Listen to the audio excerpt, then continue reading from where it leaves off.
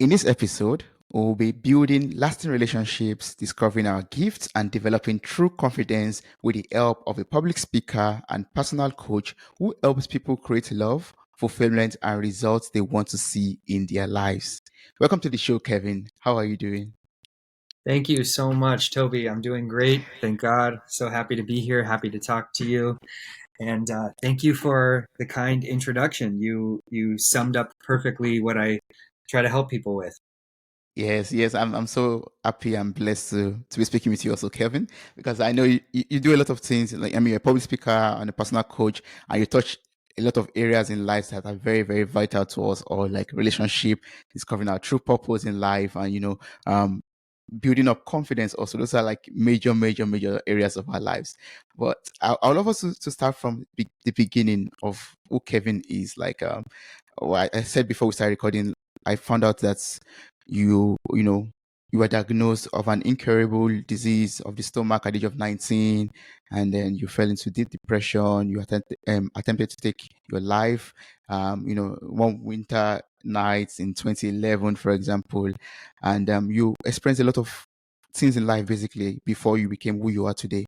I don't know if you would love to, summarize this story to us, summarize your life journey to us, and let us learn from what you've experienced from your personal life so far. Sure. Thank you so much. Yeah. I was born and raised in LA. I had a pretty happy childhood. Um, I was bullied a little bit for being chubby in elementary school. Uh, but I, for the most part, had a good upbringing. I enjoyed high school. I was popular. I had friends. I went to college when I was 19. I had just turned 19. I went to University of Southern California, USC, and 2 weeks into my freshman year of college, I became extremely ill. Um, I couldn't eat anything. I was having internal bleeding in my stomach. I was in excruciating pain. I went to various doctors and try to figure out what was going on, and I learned that I have Crohn's disease, and it just hit me like a ton of bricks out of nowhere, literally overnight. Um, and there's no history of Crohn's in my family. This wasn't a hereditary thing, so nobody could figure out how I got this or why it was happening at this particular stage. Um, but Crohn's disease is an autoimmune disease of the stomach, um, and it's a very, very incapacitating illness. Um, so, over the course of the next 11 months, I was hospitalized several times. I started losing weight at a very, very rapid pace. As you said, I fell into a very deep depression. I became suicidal. And, the next 3 to 4 years of my life, from ages 19 until about 23, were just an absolute roller coaster of ups and downs, getting a little bit better, then getting a little bit worse, feeling a little healthier, then becoming depressed. Medications start working, they stop working. I'm doing okay, then I have a panic attack. And by the time I turned about 24, um, medically I was doing okay. Mentally, I wasn't doing so well. And that was really the time that I decided I needed to start making some major changes in my life. And I needed to take responsibility for everything that I had been through during college and the mental and physical ailments that I was suffering from. And I needed to turn things around. So now I'm 30, 6 years later. Thank God I'm the happiest and healthiest I've ever been.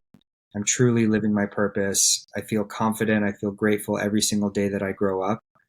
I'm sorry, every single day that I wake up.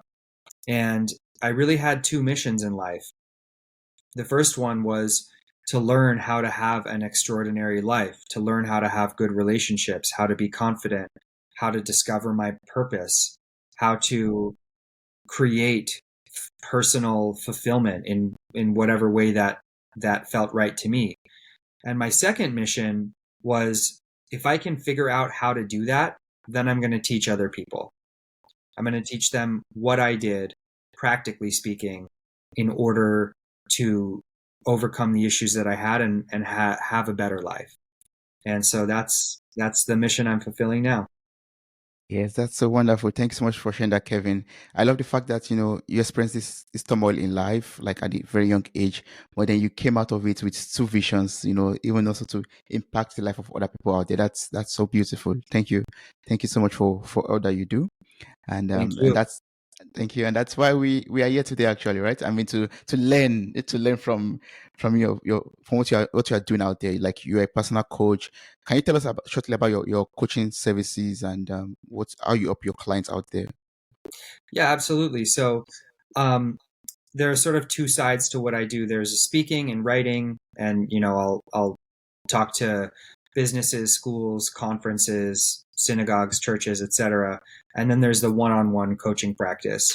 Um, so in my one-on-one practice, I will help people with eating disorders, anxiety, depression, substance abuse, um, and sort of serious clinical disorders like that. And then I'll also help them with more ordinary, quote unquote, ordinary issues like dating, relationships, career transitions, financial issues, trying to figure out what you want to do with your life, trying to break bad habits, having low self-esteem. Um, and my coaching is very practical, and it's very direct, and it's very solution oriented. So, um, you know, it's not, it doesn't function the way that a traditional therapy relationship functions, where, we're talking a lot about your past and everything that you've been through and the ways in which you've been traumatized and developing self awareness. I'll do quite a bit of that, of course, because it's all par for the course. But my focus with my clients is, okay, we understand how you got these issues and how you got to where you are, but now how do we turn them around? And what are we going to do about them?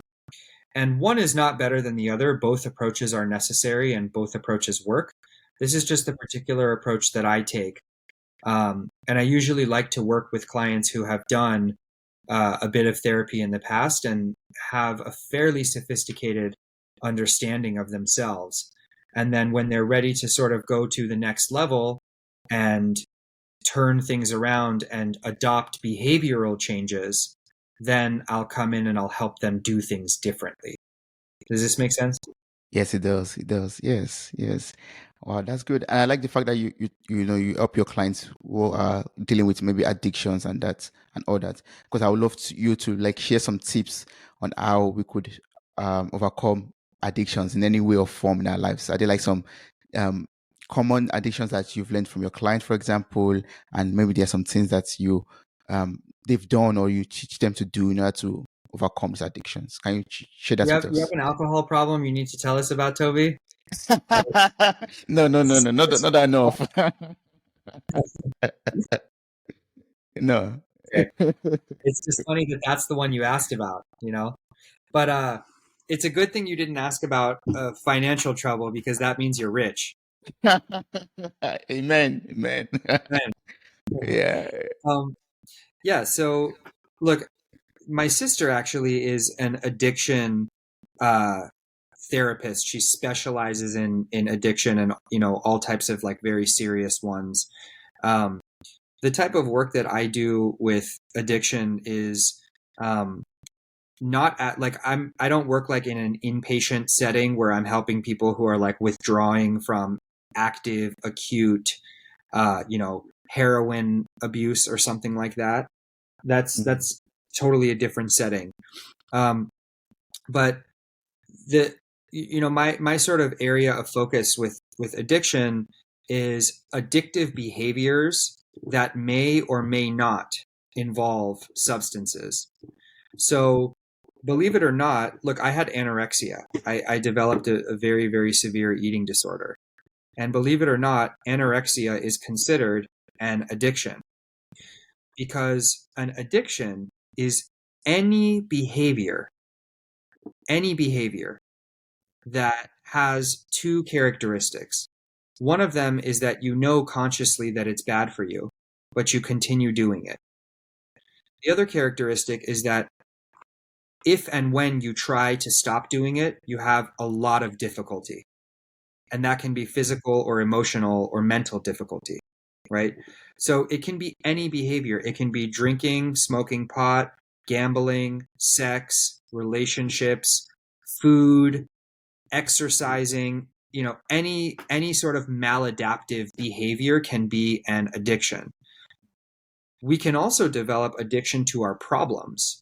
We can also develop an addiction to the issues that we've had and the trauma that we've had. And we get addicted to our problems in that they become familiar to us and we adapt to our problems. And then we stay stuck in the same cycle year after year, month after month.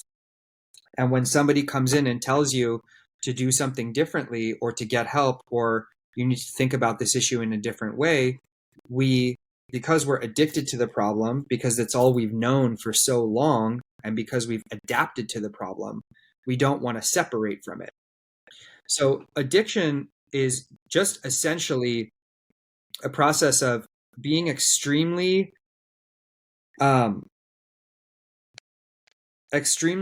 comfortable in your discomfort. You're in pain through whatever behavior, addictive behavior or tendency you're engaging in, Yeah. but you're used to it, so you're comfortable in it. In other words, you would rather stay in something that you know, something that is familiar to you, even though it's so painful, than break off from it, right? So Yeah. that's, the first thing that I try to help people realize when they're dealing with an addictive behavior, whether it's weed or an eating disorder or their relationships or anything like that, is that it's not about the content of the addiction. It's not about the food or the weed or the girlfriend or whatever, right? It's about the underlying issues. It's about the adaptation to that behavior. And it's about why you are seeking comfort from that particular behavior. The funny thing about addiction is that any one of those addictions that I mentioned, girlfriend, weed, alcohol, gambling, sex, food, doesn't matter, you can interchange them. They're all the same, right? It's just some of them have worse consequences on our bodies or on our minds. Some of them have, physically addictive qualities, others don't, etc. But you can swap out cigarettes for weed, for girls, for boys. It doesn't matter, right? Because it's not about the content. It's about what's going on underneath.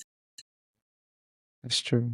Wow. That means we have to dig down to the root cause of it all. And I guess you help people with that. You help your clients with that to get to the root of the issue and help them uproot the the stumps and the root from their lives, basically.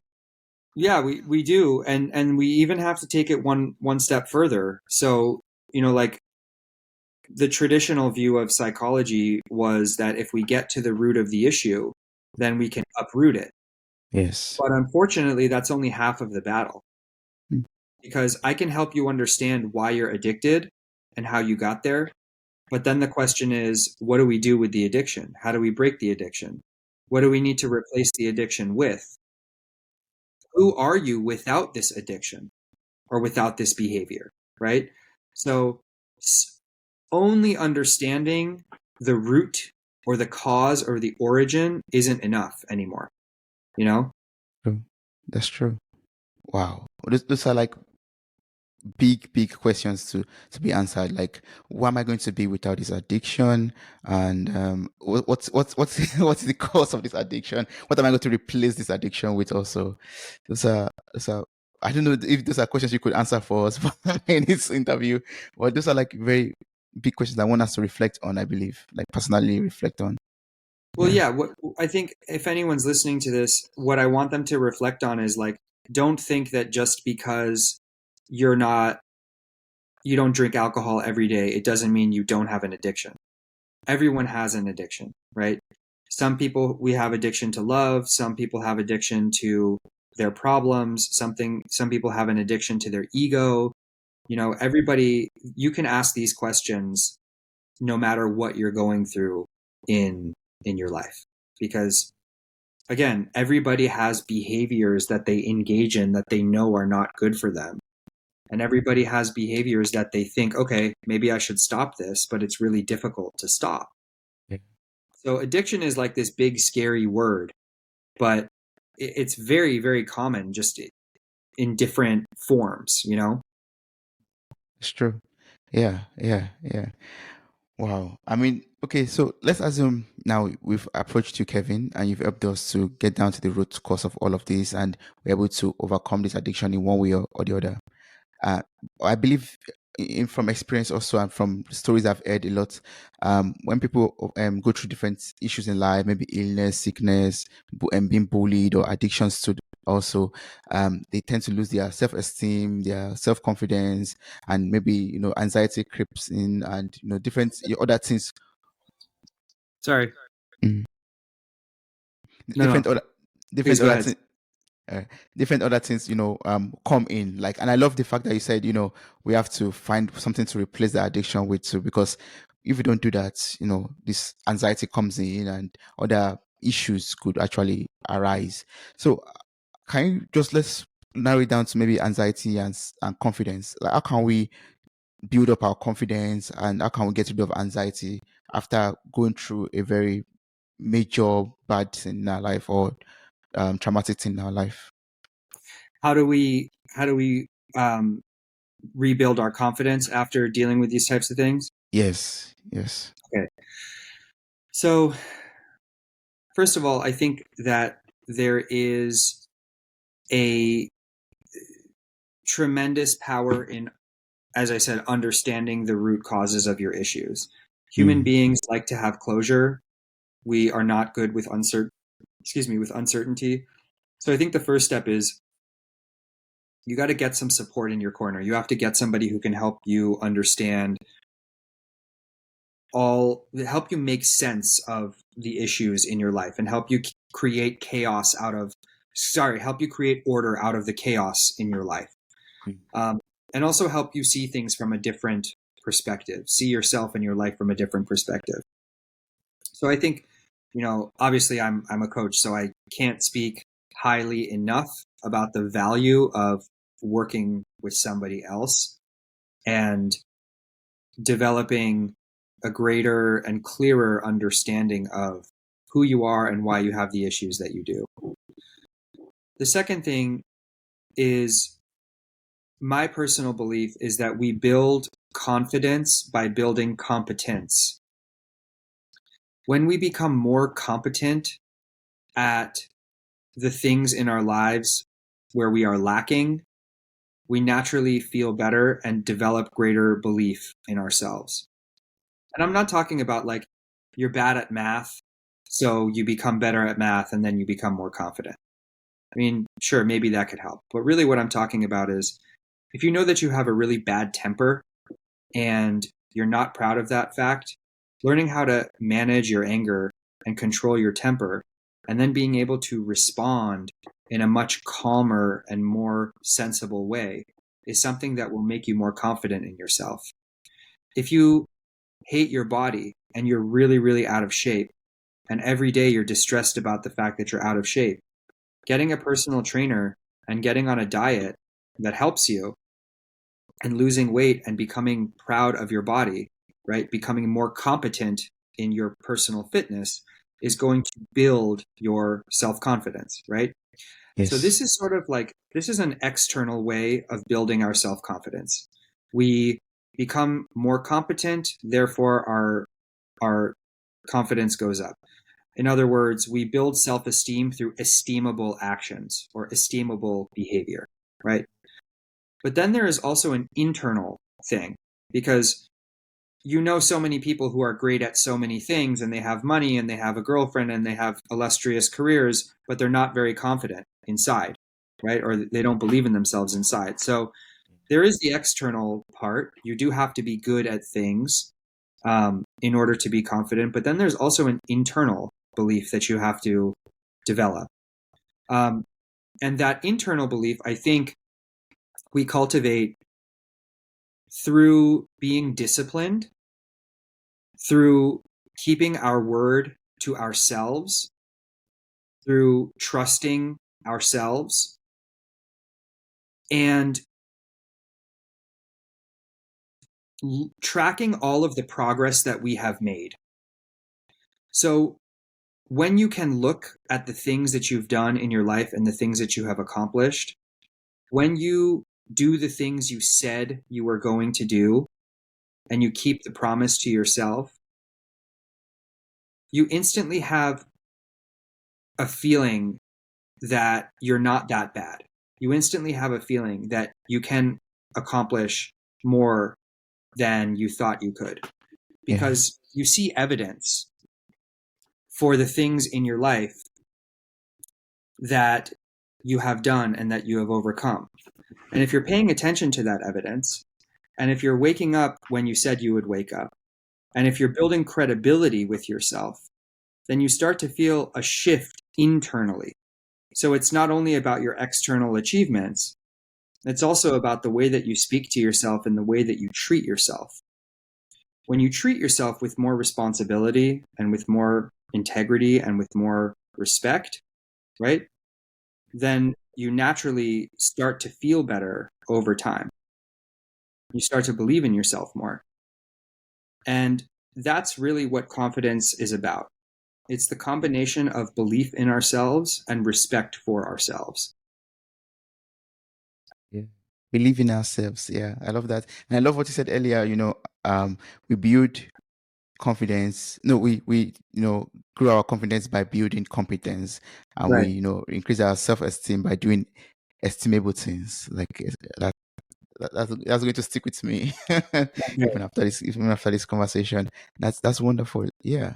That means we're doing this. We can be able to regain our confidence, or even develop or grow our confidence also in any area of life, like you already explained. Yeah. And one thing that sat with me earlier, when you talked about addiction, and doing things that are hurtful to us, but we keep on just doing them basically. And you talked about a relationship also. So one thing that came to mind at that point was toxic relationships. Like Mm. sometimes we get addicted to this person, this girl or this boy, and we are unable to leave that situation or that relationship because we don't know anything better than that. And I don't know if you have any experience with this, and if you have some advice you could share with us in order to leave this kind of situation if anyone finds herself in this kind of toxic environment, toxic relationship. Yeah, absolutely. I mean, I unfortunately I have experience in my own life. I was in a very dysfunctional, unhappy relationship. It didn't last very long. It was only 4 months, but it messed me up for a long time, you know? And that's the thing. Uh, when you're in an unhealthy relationship, it doesn't matter if it's 2 weeks or 2 years or 20 years. It really has the power to wreak havoc over your life. And that's because in the final analysis, the quality of our lives is the quality of our relationships, period. That's the thing that determines whether, you can be single and have a happy life. You can be in a good relationship and have a happy life, but you cannot be in a bad relationship and have a happy life. And anybody who's in a bad relationship but pretends to be happy and pretends to be functional while things at home are in absolute disarray is lying to you. So I have the experience personally. I also have the experience from working with, oh my God, dozens and dozens of clients at this point who have been in really bad situations, abuse, neglect, physical and emotional aggression. Um, so, getting out of something like that, getting out of a toxic relationship is possibly one of the hardest things that a human being will ever have to do. Um, and what was your question? How do we get out? Yeah, That's yes, a very loaded exactly. question. That's a very loaded question, because there are so many different types of dysfunctional relationships, and of course, it's dependent on the situation. But you really need 3 steps, Toby. One, there are so many disparities across like various situations, but there's one universal theme. No matter what is going on in the toxic relationship. And that universal theme is that you need these three criteria, in order to leave the relationship. The first one, sadly, it's sad, but it's true, is that the problems in the relationship must be sufficiently intolerable that leaving is preferable to staying. You have to get so sick and tired of being sick and tired that leaving the relationship, which is perhaps the scariest and hardest thing to do, seems like a better option than staying. And it takes a really long time for most people to get to that point. People have a huge tolerance for BS and problems, myself included. And sometimes when we're in a dysfunctional relationship, we don't realize just how much BS we are tolerating. We don't realize just how toxic it is. So the first step that people usually need to come to is they need to hit that rock bottom point where they're like, I cannot tolerate this anymore. Now, I try to help people get out before they hit that point. But usually by the time they're in my office, they've hit that point, right? Because, you know, otherwise, like if you're able to get out sooner, you know, you would if you could, but it's not always that easy. Yeah. The second thing that needs to happen is that in order to get out of a toxic situation, you have to be able to see yourself from a different perspective. You have to be able to see yourself in a happy marriage one day, or you have to be able to see yourself being okay on your own. You have to be able to see yourself actually escaping the house with your kids and your belongings or whatever. If you can't close your eyes and envision something being different and seeing yourself in a different position than you are in right now, if that's just too hard or scary for you, then chances are you will stay, right? And it doesn't, you know, it's not a judgment of people if they can't see themselves from that perspective. It just may take them more time, right? And then the third thing is simply the action. The third thing is simply taking the action. The what is the first thing you have to do to get out of the relationship? Is it calling your mom and saying I'm leaving? Is it getting a divorce attorney and asking for information? Is it sitting down and having a conversation with your partner where you break it off, right? Is it finding a new place to live? What is the first step you have to take? What is the first action that you have to take, right? So, you know, as I said, every situation is different, so it's hard to give kind of general advice, but those are three things that I have seen every person has to go through in order to leave something that is really bad. Wow, that's good. Thank you. Like we have to be to envision ourselves, in a better situation. And the first step is actually, getting to that threshold actually and saying, yeah, okay, I've had enough. And boy, thanks to you, you help people to leave before they get to that threshold actually, before they get it to the nails to the wall basically on in that situation. I try, man. I try to tell people like, let's not get to the point where you've reached your threshold. Mm, Because usually what happens is when you reach the threshold, you just set another one, you know? Like you yeah. tell yourself like, okay, I'm going to leave the next time this person yells at me, or I'm going to leave the Mm, next time they hit me, God forbid, right? mm, But then like they yell at you or they hit you and you're like, okay, I'm going to leave like the next time they hit me with two hands or something like that. Like we keep pushing our threshold, right? yeah. So I want to help people get out of bad situations, no matter what they are, whether it's a relationship or an addiction or a financial crisis or a family problem. I want to help people get out of it and turn it around before they get to that rock bottom moment. And some people do, you know, but I'm not immune to that. This is a universal, like human thing. I have even been in the situation where I wasn't ready to leave something until, as I said, it was sufficiently intolerable that leaving is the better alternative. Um, and this all goes back to the fact that human beings are massive suckers for what's familiar. The devil we know is better than the devil we don't. So we have to recognize that that is our natural wiring. Our natural wiring is to adapt and to stay. We want routine, predictability, and consistency. Even if what we are predicting and what is consistent is horrible, even if it's painful, uncomfortable, abusive, toxic, naturally we're going to crave the adaptation to what we know. But if you have this awareness, then you can call yourself out when you're adapting to something that's really unhealthy and hopefully break it before it breaks you. Yeah. Yes, yes. And if we can, take it a step maybe further, or maybe take it some steps before we even get into the toxic relationship itself. We have to first find this person and date this person before getting to the relationship, before even discovering if it's toxic or not toxic. So are there like some things we could do at that initial stage already? Like are there some things we could pay attention to, or some mistakes that we could avoid while, dating the person? To assess whether it's going to be healthy or not? Yes. Okay. So the first thing is, this is a mistake that a lot of people make.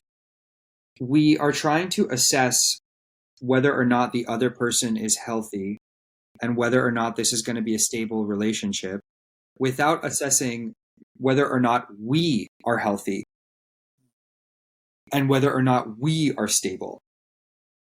So if you're going out there, Toby, and you're trying to decide, should I date this person? What kind of characteristics do they have? Are they going to be a good partner? Are they going to be healthy? Is this going to be a good situation or a toxic situation? Before you ask any questions about the other person, first ask all of those questions of yourself. Are you in a good, strong, stable place mentally and emotionally? You don't have to be quote unquote complete on your own. You don't have to be 100%, right? You don't have to, everything is like rainbows and butterflies and you're a millionaire and, you have the best life. Of course not. That's completely unrealistic. But if you are in a dysfunctional place in your life, your relationship is going to be dysfunctional. Okay. Yeah. So the first thing is always hold up a mirror and look at yourself before you look at the other person. Okay. Assuming you're in a good spot in your life and you're a pretty healthy and stable person, then I think there are a few characteristics that you want to look for in the other person. First of all, how do they live their lives? What is their lifestyle? Are they going out all the time, drinking, smoking, partying, having sex with random people, waking up late, sleeping late, their habits are all over the place. If you can tell from their lifestyle that you can always tell from the chaos of someone's life, the chaos of their internal condition, right? So first pay attention to the ways in which they're living their lives. Secondly, pay attention to their internal condition when you talk to them. Is this someone who listens? Do they pay attention? Can they take responsibility when they mess up? What sorts of experiences have they had in their lives, and how have those experiences shaped them? Are they still carrying trauma and baggage from previous relationships or from things they went through, or have they done the work to overcome the trauma and baggage? When they speak, do you believe them? Do they seem genuine? Do they seem sincere? Learn about their relationship history, the types of things that they've been through in their lives, and how they've responded to all of that. So paying attention to their internal life, how they speak to themselves and how they speak to you, and then paying attention to their external life, how they live and who they hang out with and how they spend their time, I think are two very, very powerful ways to assess the health of the relationship and the future health of the relationship. And the best way to predict the future is to look at someone's behavior right now. So someone can be so nice to you and kind and sweet and whatever. If they're really, really rude to their mother or really rude to the waiter, eventually they're going to be rude to you. Someone can be sincere and genuine and kind to you. If they're dishonest in business and they're ripping people off, eventually they're going to be dishonest with you. So most of the time, how we treat one person is how we treat most people, right? Most of the time, when it comes down to it, if you're a person of integrity and kindness and good character, you're going to be that way with your spouse, with your friends, with your family, with your coworkers. If you're a dishonest person who's unstable and has all kinds of emotional issues, your issues are going to bleed into your family, your relationship, your business, etc. So those are just some things to pay attention to. But again, you always have to ask yourself these questions first, right? Yeah. Yes. Before I point the finger at somebody else, first let me point it at myself and ask myself how I'm doing. Yes, and that's very, very valid. Like, place the mirror in front of you and see for yourself who you truly are in that situation, what you are contributing to that circumstance. Yes. And I believe once we're able to work on ourselves to become healthier, to become better, we'll be able to also have a healthier relationship, basically. Like, once I'm able to work on myself as Toby, I can contribute towards having a healthy, blissful relationship. Right. Yeah. Absolutely. That's one thing I didn't understand for a long time is that with the unhealthy relationships I've had in my life, Mm. the sickness in me is what attracted me to the sickness in you. I would look at the other person and I would say, "Oh, this person's so crazy and so unhealthy." But I chose them. I chose the unhealthy crazy person. Maybe I didn't know that they were unhealthy and crazy, right? But that's the thing. There's a part of me that's unhealthy and crazy. Otherwise, I wouldn't be in something that's unhealthy and crazy. So it's the sickness in me that is attracted and drawn to the sickness in you. And when you look at it from that perspective, it's extremely healing and it's extremely liberating. Because what it means is if I can heal the sickness in me, then I'm no longer going to choose someone who is sick. I'm going to choose people who are healthy once I'm healthy. So if you keep choosing people who are sick, it just means that you have more healing to do. Oh, that's very that's very deep, Kevin. That means if I find myself, attracting this certain kind of people, then that's a reflection of what I truly am. Then I have to look deep down and say, oh yeah, there's something to work on or something to adjust, basically. Yeah. Yeah, exactly. It doesn't mean that, you're a crazy person or you're a bad person or you're, you don't need to judge yourself like that. It just means you have things to work on. Mm. And the flip side is true also.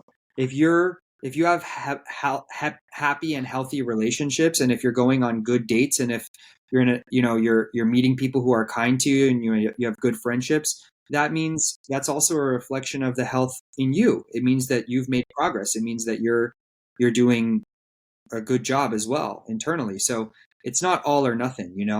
Yes. You're right. You're right. So let's assume now, okay, we have a very healthy relationship where we're having a blissful relationship. How can we work on our communication skills in order to ensure that the relationship remains healthy and there's a free flow, no frictions happening, and everything is as it's supposed to Sure. be.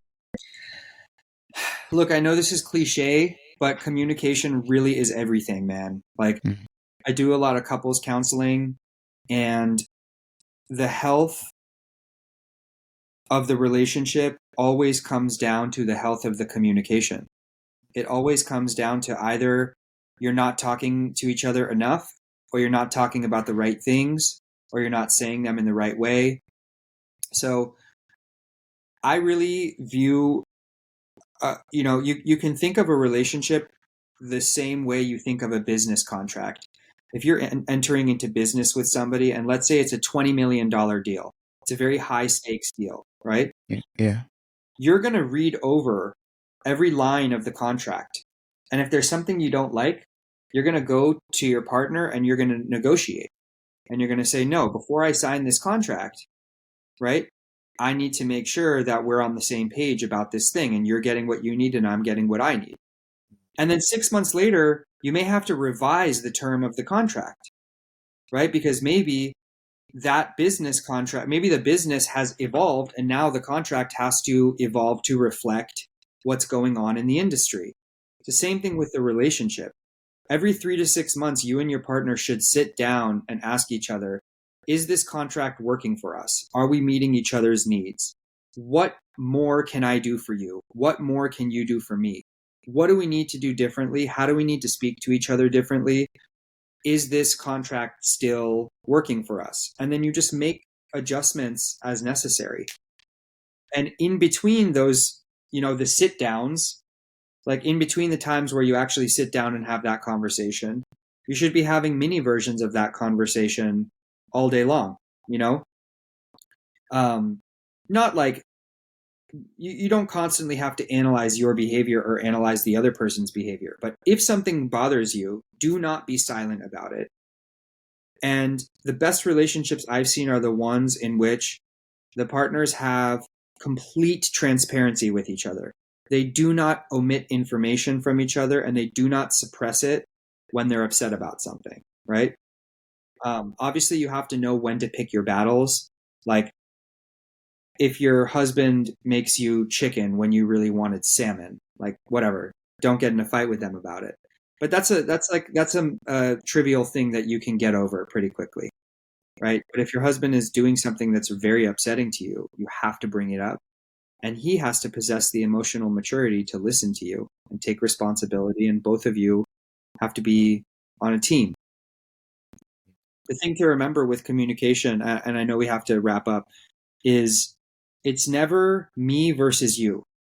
It's always me plus you versus the problem. That's how we have to communicate with each other. Yes, yes. So whenever we are communicating our needs or our emotions, it's not like where the other person is not supposed to feel attacked in one way or the other, but you're supposed to take that need or that situation as a problem, as the opponent basically, and they are fighting against it or have to tackle it together. Yeah. Right. It's never my problem versus your problem. Mm, It's you and me are on one side, and the yeah. fact that there is a problem in the relationship is on the other side, Mm, right? Your problem is my problem if we're in a relationship, yeah. and my problems are your problems if we're in a relationship, right? Mm, yes, It's yes. we need to come together to and work together and be on the same team against whatever that problem is. But it's a very divisive thing to be like, well, that's your issue, Toby. You need to go take care of it. No, it doesn't work that way. Sure, maybe you need to go seek professional help. You need to go to couples counseling or individual therapy or whatever. But I need to say to you, okay, what can I do to support you so that this problem in our relationship goes away? I'm on your team, not, hey, that's on you, buddy. You go fix it. You know what I'm saying? That's never gonna end well. That's true. You're totally right. Yeah. Wow. I mean, I've learned so much from you already, Kevin, from this conversation. We went all the way from Thank you, brother. addictions to our then describing our purpose and then talking about relationship. If there's a last word or an advice you'd love to share with someone out there who is struggling with a situation in life, be it relationship or finding his or her purpose in life, what would that advice be to such a person? That's such a broad question. You really caught me off the spot. I mean, putting me on the spot. Um, I mean, I think the first thing is obviously get some help. Mm, You know, reach out to somebody who can be there for you and be in your corner. Be honest with yourself about what the issue is, and don't run away from it. Um, and have enough respect for yourself that you're willing to let somebody else help you. Have enough love for yourself that you're willing to let somebody else be there for you. That, I think, is always the first portal into making changes. Um, and whatever the issue is, don't fight against it. Accept it. Accept that this is where you are in your life, because by accepting it, you can change it. It's not that if you accept it, you're going to be complacent and you're going to stay in it. It's that if you accept that this is what's going on and that you need some help and you're willing to ask someone for help, that is the portal to change. If you're fighting your reality and you're just wishing it were different, you're going to stay stuck where you are. That's how deep words, Kevin. I really appreciate this. Thank you so much. If there's Thank someone you. out there who will still have questions to ask you or wants to work with you directly, what's the best way to connect with you or work with you? Thank you so much. My Instagram is just my name, Kevin Nahai. Um, and my website is kevinnahai.com. So you can reach out to me on my Instagram or my website. Yes, I will place all of this information in the show notes of this episode. I encourage everyone who is out there, who is listening, to connect with Kevin on Instagram or his website, and get make use of his personal coaching services. Also, I mean, shared so much insight in this episode that's making me currently reflect right now on my life and everything I'm doing right now. That's Thank you awesome. so much, Toby. And Thank you. hey, if you want to talk more, you hit me up too, man. Let's be friends and connect and continue the conversation. Yes, let's do that. Let's do that. What do you think about this episode? Could you share your honest review with us? Details are in the show note for this episode. Thank you.